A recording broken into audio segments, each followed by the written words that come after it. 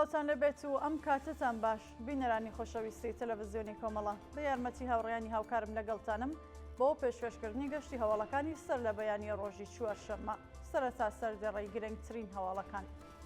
دەست بە سەرکردنی هاوڵاتیەکی خەڵکی شاری ئیلام یانبەختکردنی یەکێک لە بریندارانی ناڕزایەتیەکانی مانگی ڕابردوو لە سێدارەجانی نێو بەندکراو لە زیندانەکانی ڕژیمی کۆماری ئیسلامی، پشتیوانی بنەماڵەی بەندکراوانی سیاسی لە بنەماڵەی گیانبەختکردووانی ناڕزایەتیەکانی مانگی بەفرانبار و دەست بە سەرکردنی لانی کەم 13 پزیشک لە شەرە جیاوازەکانی ئێران و کوردستان.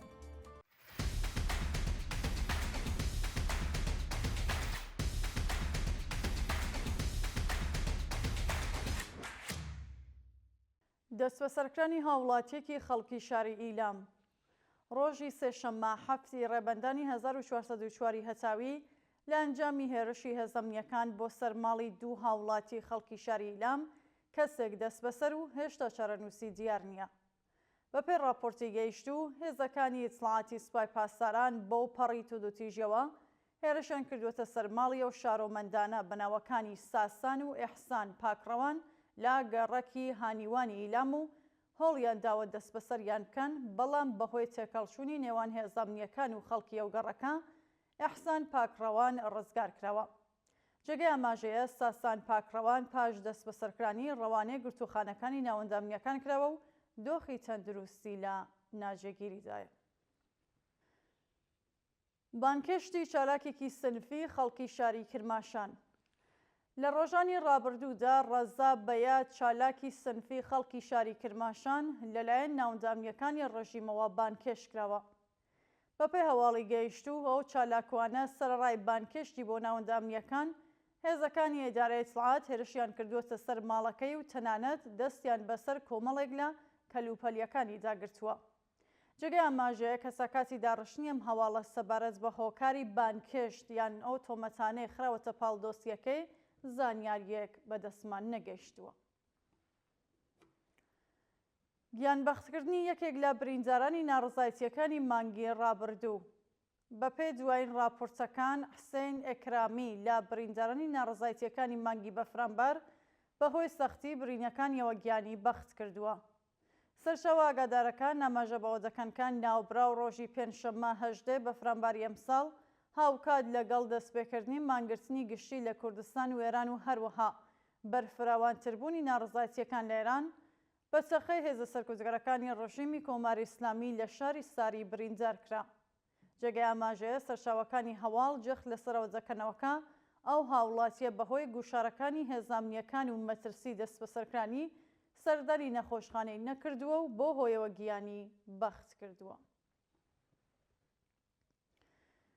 لە سێدارەجانی نێو بەندکراو لە زیندانەکانی ڕژیمی کۆماری ئیسلامی لە ڕۆژانی ڕابردوودا نۆ بەندکراو لە زیندانەکانی ڕژیمی کۆماری ئیسلامی بە تۆمەتی کوشتنی بانقەست و پەیوەندیدار بە مادە هۆشبەرەکان لە سێدارە دراون.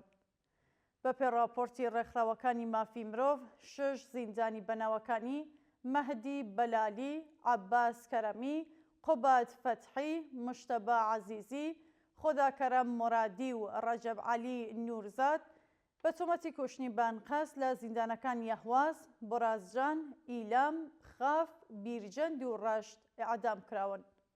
هەروەها 3 بەندکراوی دیکە بەناوەکانی کەریم ئینحساری، مهران ئەخباری و سنجەر دەوڵەت ڕەشید بە تۆمەتی پەیوەندیدار بە مادە هۆشبەرەکان لە زیندانەکانی یەزد، جیرۆفت و بەم لە سێدارە دراون.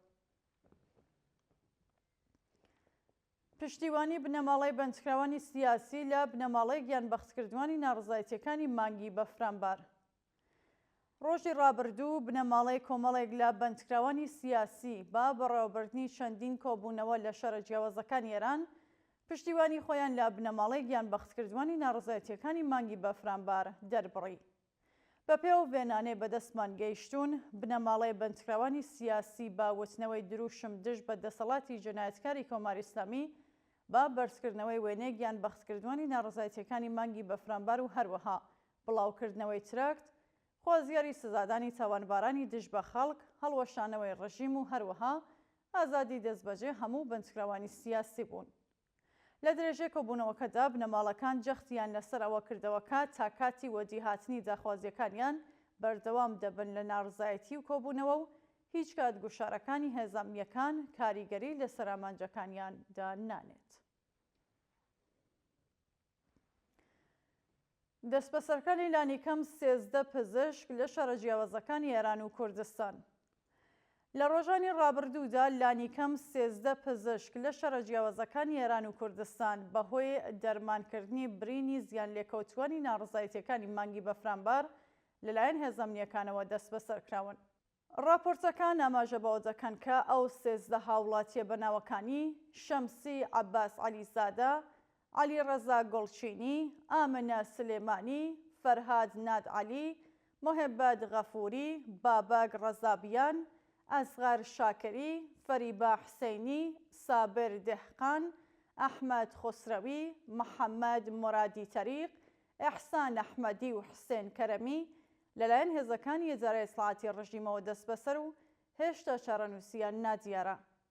جێگەی ئاماژەیە ئەمە بەتەنیا ئاماری بەشێک لە پزیشکانی دەست بەسەرکراوە لە ڕاوچی ناڕزایەتیەکانی مانگی ڕابردوودا کە بەهۆی داخرانی هێڵی ئینتەرنێت لەلایەن ڕژیمەوە هێشتا ناسناوی کۆمەڵێکی زۆری دیکە لە پزیشکان بەدەستمان نەگەیشتووە.